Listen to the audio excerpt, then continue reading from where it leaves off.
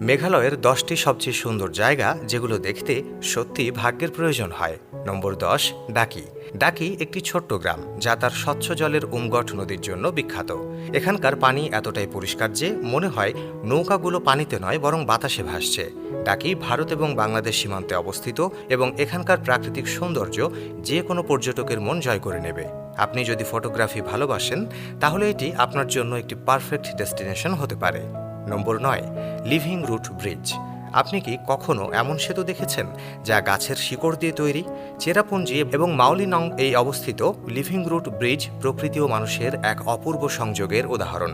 এই ব্রিজগুলো রাবার গাছের শিকড় দিয়ে তৈরি হয় এবং বহু বছর ধরে মজবুত থাকে। এখানকার সবচেয়ে বিখ্যাত ব্রিজ হল ডাবল ডেকার রুট ব্রিজ। এটি দেখতে হলে আপনাকে একটু ট্রেকিং করতে হবে, তবে এই অভিজ্ঞতা আপনার জীবনের অন্যতম স্মরণীয় মুহূর্ত হয়ে থাকবে। নম্বর 8, চেরাপুঞ্জি। চেরাপুঞ্জি পৃথিবীর সবচেয়ে আর্দ্র অর্থাৎ ভেজা জায়গা হিসেবে পরিচিত। এখানকার সবুজ উপত্যকা, মোহনীয় জলপ্রপাত এবং ঘন কুয়াশা মনকে প্রশান্তি আর স্বস্তি এনে দেয়। চেরাপুঞ্জিতে সবচেয়ে বিখ্যাত জলপ্রপাত হল নোহকালিকাই ফলস, যা ভারতের সর্বোচ্চ জলপ্রপাতগুলোর মধ্যে একটি। এর উচ্চতা প্রায় 1100 ফুট। এই জলপ্রপাতের পাশে দাঁড়িয়ে থাকলে মনে হবে যেন আপনি কোনো রূপকথার দৃশ্যের অংশ হয়ে গেছেন। নম্বর 7, মাওলিনং গ্রাম। মাওলিনং গ্রামকে এশিয়ার সবচেয়ে পরিচ্ছন্ন গ্রাম বলা হয়। এখানকার মানুষজন পরিষ্কার পরিচ্ছন্নতাকে তাদের দৈনন্দিন জীবনের একটা গুরুত্বপূর্ণ অংশ হিসেবে গ্রহণ করেছেন।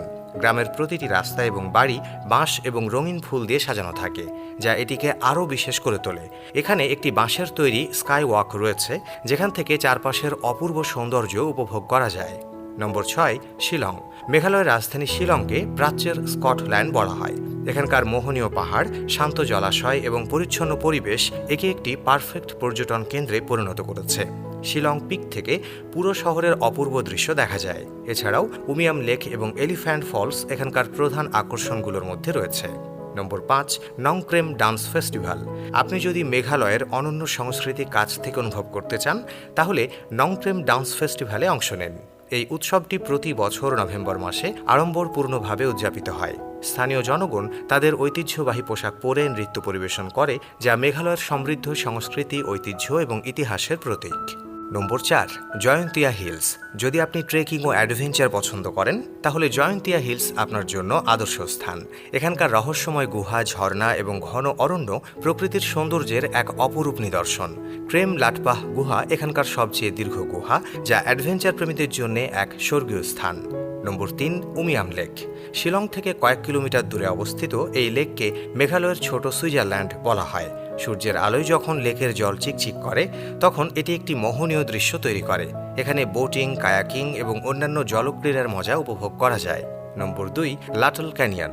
লাটল অর্থ অন্তহীন গিরিখাত এবং এই জায়গাটি এর নামের মতোই অনন্য ও রহস্যময়। এখানকার বিশাল পাহাড়, গভীর উপত্যকা এবং সবুজ অরণ্য চিত্রিত করা বেশ কঠিন। প্রকৃতিপ্রেমীদের জন্য এটি একটি স্বর্গসম জায়গা। নম্বর 1, নোহস্নোগিথিয়াং ফলস, 7 সিস্টার্স ফলস। এই জলপ্রপাতকে 7 সিস্টার্স ফলস নামেও ডাকা হয় এবং এটি মেঘালয়ের অন্যতম সুন্দর ও আকর্ষণীয় জলপ্রপাত। এর জল 7টি পৃথক ধারায় পড়ে, যা এটিকে আরও বিশেষ ও বিস্ময়কর করে তোলে। বিশেষ করে বর্ষাকালে যখন জলপ্রপাত তার পূর্ণরূপে প্রবাহিত হয় তখন এর সৌন্দর্য অবর্ণনীয় হয়ে ওঠে। আপনি যদি মেঘালয় ভ্রমণে যান তাহলে অবশ্যই এই অপূর্ব স্থানগুলো পরিদর্শন করবেন। ধন্যবাদ।